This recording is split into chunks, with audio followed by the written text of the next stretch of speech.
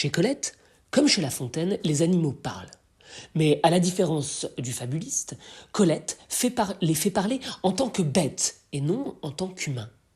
Ils ne sont l'allégorie de rien, existent pour eux-mêmes, et s'ils s'entretiennent sur les hommes, ils le font avec leur regard particulier d'animaux.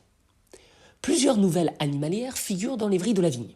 Elles mettent le plus souvent en scène un chien, un bulldog plus précisément, et une chatte angora. Ces deux personnages, au caractère bien marqué, dialoguent et observent. Plus exactement, ils dialoguent de leur observation commune d'un être qui les relie, leur maîtresse. Sans doute Colette.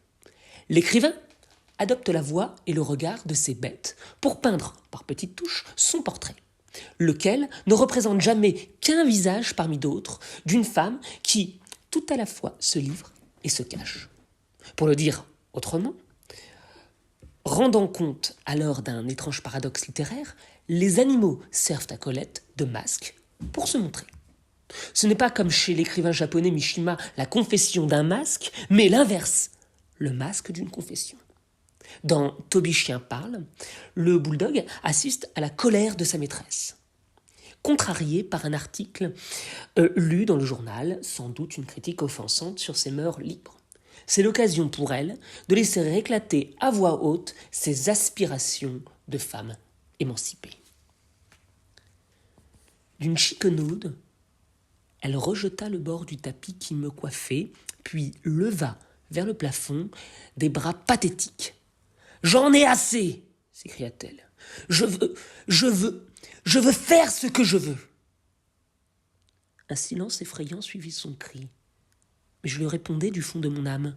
« Qui t'empêche, ô toi qui règnes sur ma vie, toi qui peux presque tout, toi qui d'un plissement volontaire de tes sourcils rapproche dans le ciel les nuages ?»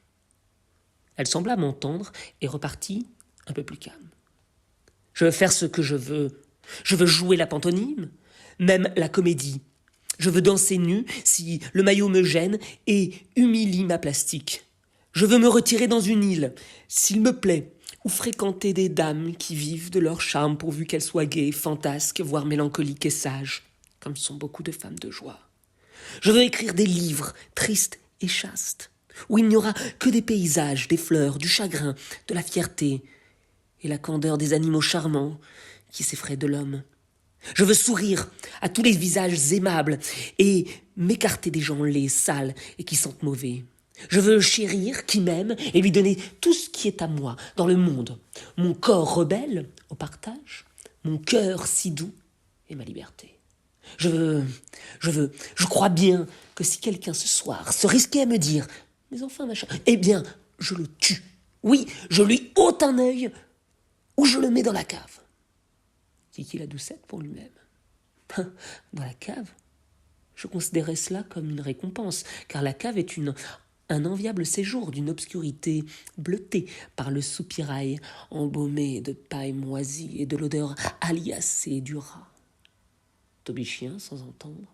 « J'en ai assez, vous dis-je. » Elle criait cela à des personnes invisibles et moi, pauvre moi, je tremblais sous la table. Le passage nous fait découvrir une vraie sauvage. Ce n'est plus la femme qui se retient, la petite chose polie, qui se tait et qui reste à sa place. Non, c'est la femme bestiale, donc primitive et authentique. Elle crie théâtralement, se défend, menace s'il faut. Tout cela se résumant à un seul refrain, celui de la volonté. Je veux faire ce que je veux. La redondance peut paraître banale et pourtant, quand on est une femme, il faut se battre pour que cette évidence soit acceptée, faisant figure d'exception. Face à ce coup d'éclat, le pauvre chien compatit et se montre d'une admirable compréhension. Il reconnaît la puissance d'une femme qui peut tout et à laquelle il lui semble que rien ne peut être refusé. La sauvage, plus animale que son animal, se calme. Les vœux qu'elle formule sont ceux que la vie de Colette s'est chargée de réaliser. C'est ainsi qu'elle évoque sa carrière de comédienne, de pantomime, sa fréquentation des femmes marginales, celles qui vivent de leur charme, dit-elle, ou encore ses ambitions d'écrivain. Remarquons l'omniprésence des antithèses. À l'exposition du corps s'oppose un mouvement assumé de retrait, de cachette. Les femmes sont gaies, fantasques, mais aussi mélancoliques et sages.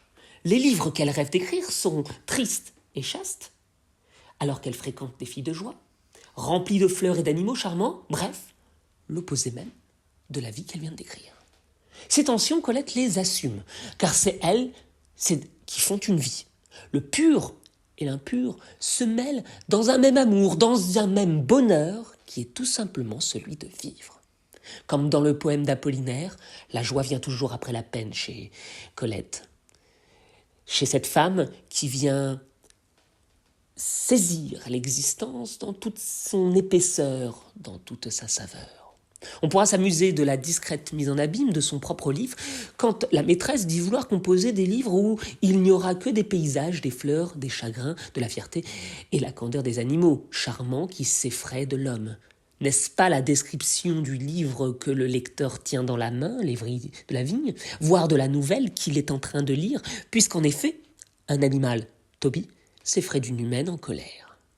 La liste des souhaits se termine par un appel à l'amour absolu.